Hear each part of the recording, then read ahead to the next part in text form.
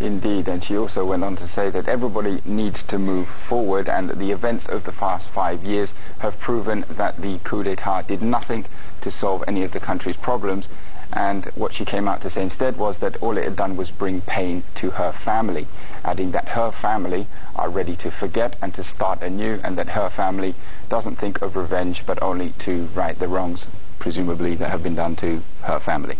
Now, meanwhile, stock analysts have also predicted that the Stock Exchange of Thailand main index might take a hit if Pheu Thai wins the election. Speaking at a seminar following up on the stock market in the third quarter after the election, Mr. Viwat Techapoonporn, the chief of the investment strategy division at Tisco Securities, said that investors have no confidence in the economic team of the Pheu Thai party.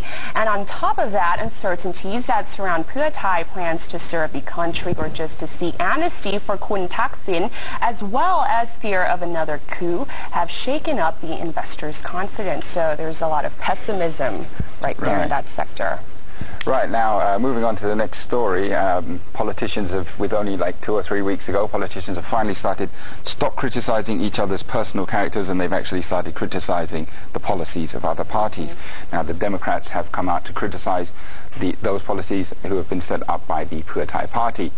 And the finance minister of the Democrats, Gorn Jatikawanit, yes, they criticized Pheu Thai's election policy, saying that Pheu Thai was promising an impossible dream that had little chance of being fully implemented given the current budget restraints. Now, he also said that Pheu Thai government may have to borrow as much as 2.06 trillion baht to execute its policies, which he said was impossible considering the law limited borrowing to just 486 billion baht per year. Now we have the details. Kun Gorn said Pheu Thai's promise to cut corporate income taxes to 23% from 30% by the year 2012 alone would result in 150 billion baht per year in the government revenue loss. Now, Pheu Thai's campaign to keep each student a tablet PC would covering 8.6 million children worldwide would cost the state from 43 to 172 billion baht overall. Now, Kun Gorn said one of the most expensive Pheu Thai policy at 472 billion baht per year is the party's vow to double the current rice prices. Now, Kun Gorn also said the Democrats' economic record and the commitment to fiscal prudence was already proven with the fiscal 2012 budget calling for the spending of 2.22 trillion baht and a deficit of 321 billion, which is lower than the deficit projected for the current fiscal year. Right, not to be outdone in this matter and to counter Kun Gorn, Dr. Suchat Thada Thamrongvet, the head of Pheu Thai's economic team and former finance minister, said in his view, a Democrat-led government would result in spending commitments of up to 984 billion baht through to the year 2015, compared to 962 billion baht for a Pheu Thai government. He said that many of Pheu Thai's programs would not rely on government spending, but would instead use state banks to finance their projects, adding that Pheu Thai estimated borrowing at 737 billion baht over the next 4 years, compared with 1.07 trillion baht under a Democrat government. Economic growth would also be slower under the Democrats, he said, at 5% on average per year over the next several years, compared to 7.4% per year for a Pheu Thai government.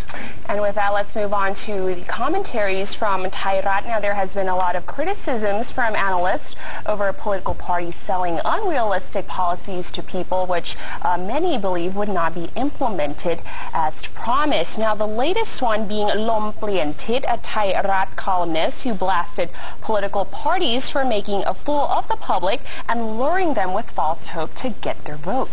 Right, now Thairat recently tried to gauge how much these populist policies would end up spending, and they did the 5 big parties, and this was based on if their spending was carried out as promised.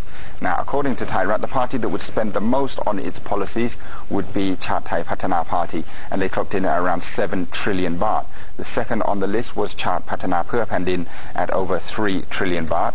Number 3 on their list was Pheu Thai with 2 trillion baht, while number 4 and 5 were Democrats and Phum Jai Thai at 1.5 trillion and 1.2 trillion baht. baht. It's worth noting that these numbers that they used to get these figures did not include all policies. As they said, some of the policies' costs could not actually be calculated. Correct. And currently, the government income is about 1.8 trillion baht per year and spends about 2.2 trillion and is already in debt.